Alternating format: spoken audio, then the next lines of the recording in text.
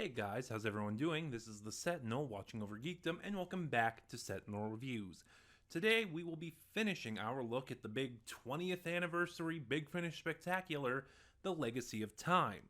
Now, all the background information I gave in my last video, so if you haven't seen that, I suggest watching part 1 before jumping in here. And after looking back at my part 1 video, I decided there will be spoilers abound here, because one, watching that past video, yeah, I just talked in circles and rambled a lot and got really repetitive. So, yeah, and two, you can't. The last two stories in this set you can't really talk about without getting to the spoilers. So, spoilers abound from here on out. Now, picking up where we left off is Relative Time by Matt Fitton. This is a crossover of The Main Range and Jenny, the Doctor's daughter. Relative Time stars Peter Davison as the Fifth Doctor, Georgia Moffat as Jenny, and John Heffernan as the Nine. This story is set in the Vortex, and the Doctor crashes into a time cruise. Yeah, that's the easiest way to explain it, where he runs into Jenny.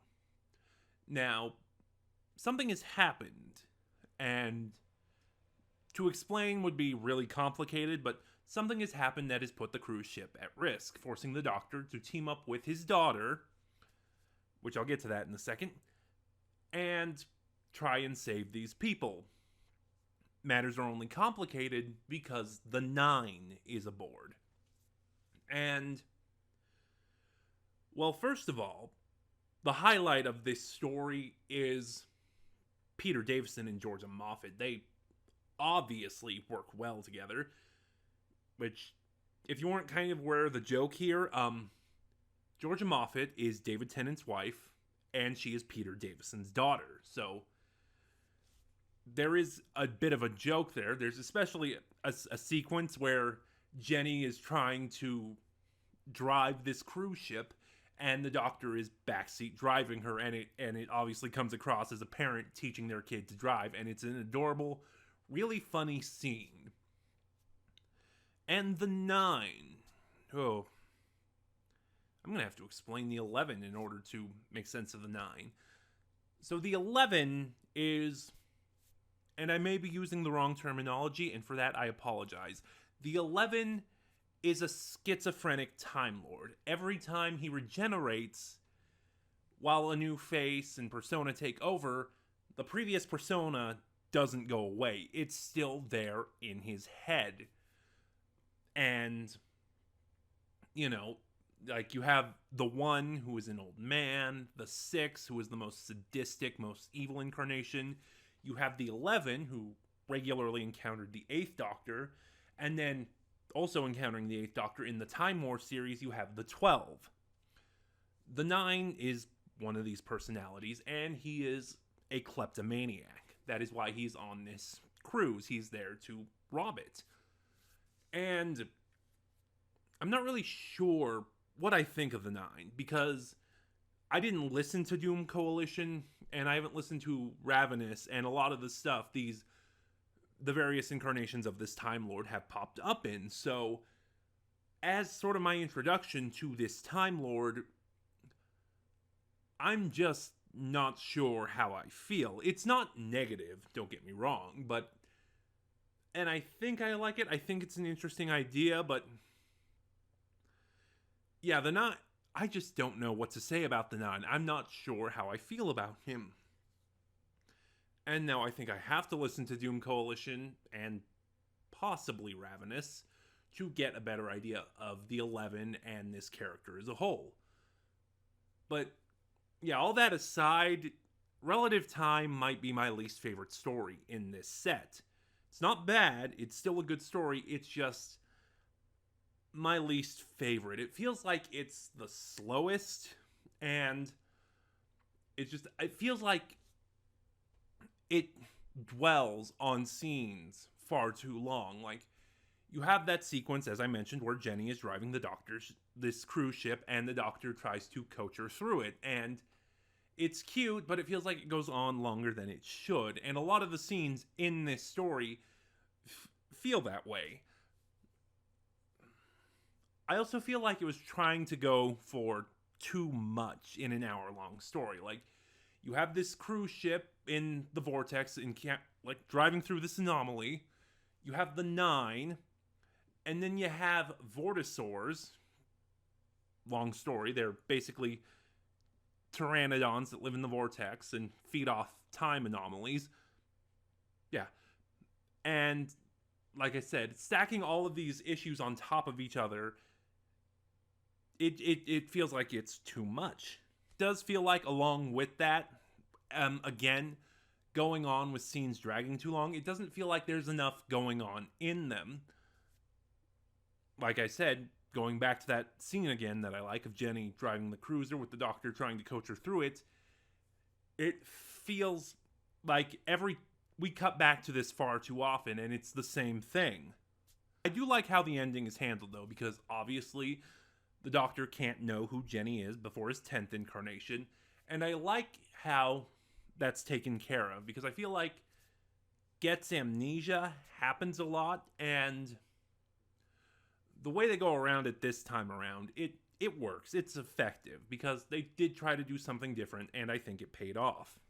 That brings us to the penultimate story of The Legacy of Time, The Avenues of Possibility by Jonathan Morris.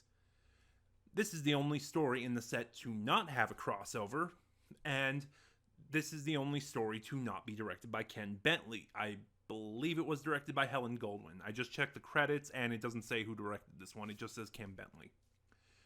Anyway, The Avenues of Possibility stars Colin Baker as the Sixth Doctor, India Fisher as Charlotte Pollard, and Anna Hope as Detective Inspector Patricia Menzies. It's interesting to talk about this one because in the making of, David Richardson, the executive producer of this set and one of the producers of Big Finish, in the making of, he shared the original pitch of each story and sort of talked about how the stories may have changed from that initial pitch up to recording. And this was the story that changed the most, out of necessity, because this story was originally going to feature Jago and Lightfoot, and unfortunately Trevor Baxter passed away, and Christopher Benjamin did not want to do it without Trevor Baxter. So a lot of this story had to be changed, and I do think it suffers a little bit for that. A lot of my friends have said The Avenues of Possibility is the weakest story in the set, and given what happened behind the scenes, I can understand why, but I ended up liking this story.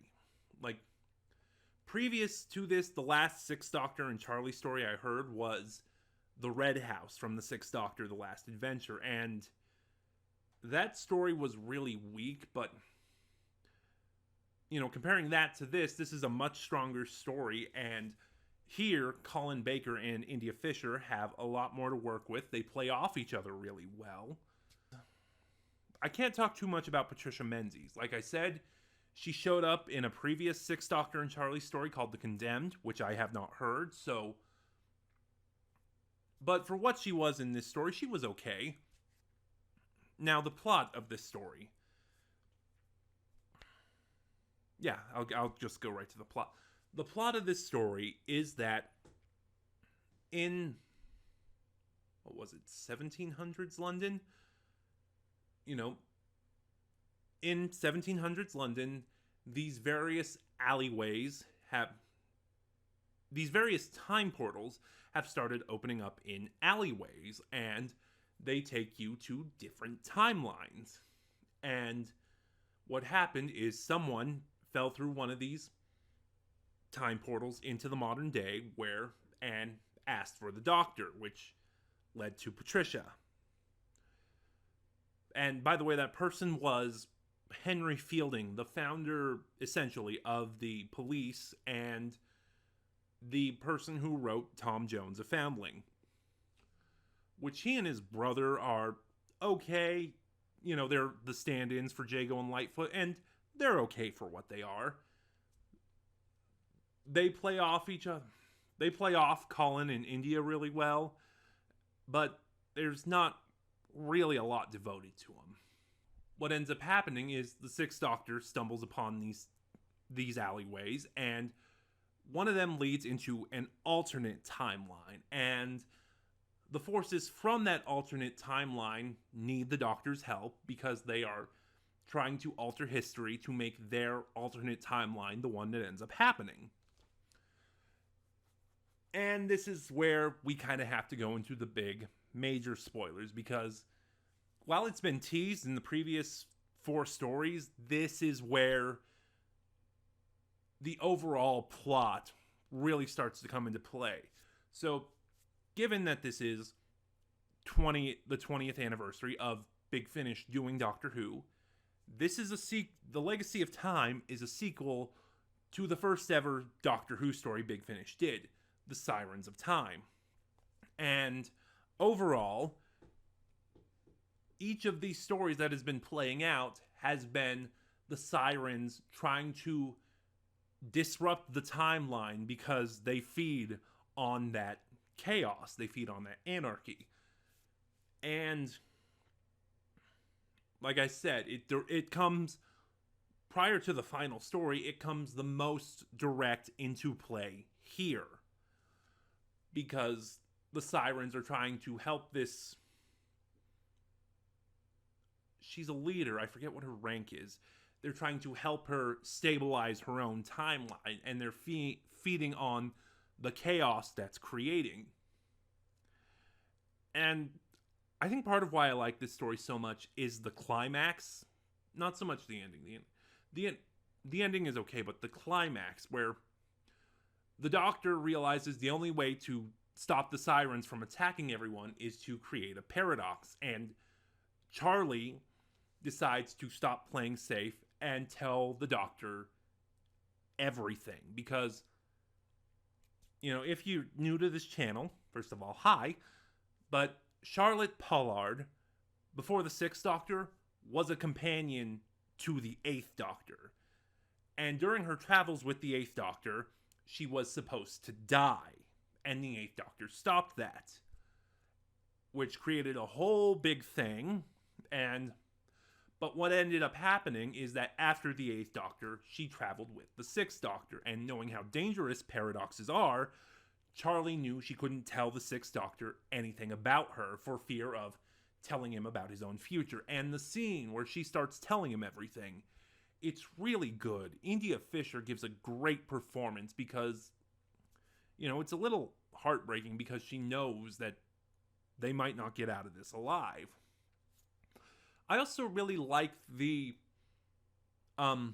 second in command to the main villain in this story. I'm forgetting their names, but because I guess it shows you how bland the antagonist of this story is, which is kind of a thing. But I really like him because, he grew up all his life in this alternate timeline, in this essentially dictatorship, and he thought there was nothing else. But then he gets over to the real timeline where he learns all the differences, and he wants to stay there. And like I said, I really like his character. It was a very good performance. And yeah. So without further ado, let's move on to the final story of the set, Collision Course by Guy Adams. This is a crossover of the 4th Doctor Adventures and Gallifrey. Collision Course stars Tom Baker as the 4th Doctor, Louise Jameson as Leela, and Lala Ward as Romana Dvorak-Trelundar. And this is where all the stories come together into this one point, because, obviously on Gallifrey, Romana has figured out what the Sirens are doing. And as this is going on, her and Leela recall an adventure they had with the Doctor at separate times. But the weird thing is, it's the same adventure to the exact same planet. And how to go from there? Because, watching these two stories unfold is Okay, we're going to the big spoilers. There's no way to avoid it. So, yeah, like I said, on two alternate timelines, the Fourth Doctor and Leela and the Fourth Doctor and Romana have gone on these two separate adventures to the same planet. And this planet is where the test flight for the first TARDIS was conducted. And that is how the Sirens are screwing with everything. They were able to interfere with the test flight of the first TARDIS and change its outcome. And I'm trying to figure out what I want to say about the story, because there's a lot to say about the climax of this story, because the climax is what brings everything together. And I will say this. After you listen to The Legacy of Time, listen to it a second time, because once you listen to all 6 stories through the end of Collision Course, listening to them again is very rewarding, because then you pick up all the references and what is going on. Like, you learn where exactly this planet came from in Lies and Ruins. You learn who Punchin from the Split Infinitive is. You learn why these cracks in time in the sacrifice of Joe Grant are happening, etc., etc. The story itself, leading up to the climax, it's really difficult to talk about. I'm not sure where I want to go with it. We get No, not there. The two times, as Leela and Romana are sharing their stories, their experiences on the planet are very different. Like, for Leela, it was a jungle world. For Romana, it was this labyrinthine ghost city, so to speak. And they're eventually able to figure out what's going on. And the ghosts who piloted the first TARDIS are basically conducting these two separate timelines, trying to pass information on to the Doctor. And there's a really great scene with Leela that just... I love Louise Jameson as an actress, and that's all I can really say without giving too much away. And then the climax happens. Leela and Romana return to this world where the first TARDIS flight was conducted, and they realize that the Sirens have sabotaged the TARDIS. And Romana realizes they need to conduct the first TARDIS test flight and be successful. But in order to do that, this particular TARDIS needs 6 pilots. And in comes Benny let me rephrase that. It needs 1 captain and 6 pilots. And then in comes Benny with the 6 doctors from the previous stories. The 8th, 7th, 3rd, 6th, 5th, and 4th. And it's just... this scene is so much fun. There's even some cameos that I'm not going to spoil. Get The Legacy of Time and listen to them for yourself. But this whole scene of the TARDIS test flight is just pure, utter fan service, and it is the most fun I've ever had. Like, the doctors are trying to figure out who's going to control what, and like, one of my favorite quotes from that sequence is the 5th Doctor's like, "I'll be navigator," and the 6th Doctor says, "This from the person who it took a year to find the largest airport in England," which a little dig at season 19, which was fun. And yeah, Collision Course was just... it was a good story. It's just really difficult to kind of talk about, but it was a lot of fun. And that's really what The Legacy of Time is. It's a fun celebration of Big Finish at Doctor Who. For me, my rankings of the stories from least favorite to favorite would be Relative Time,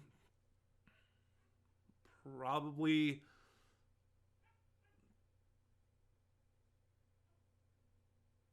Lies and... no, not Lies and Ruins. It would be Relative Time. Oh, I don't even know.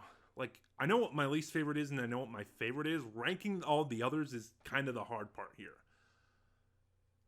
Alright, I'm just going to go top of my head, no thinking. Relative Time, The Split Infinitive, Collision Course, Lies in Ruins, The Avenues of Possibility, The Sacrifice of Joe Grant.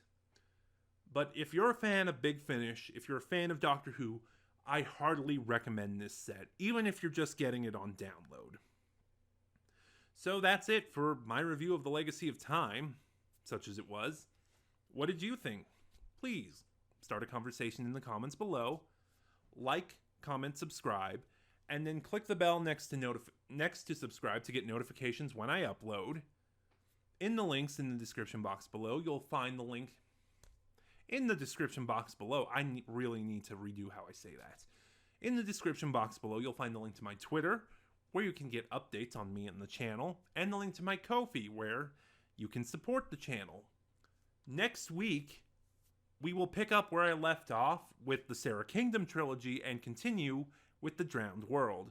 This is the Sentinel, watching over Geekdom, and I'll see you guys next time.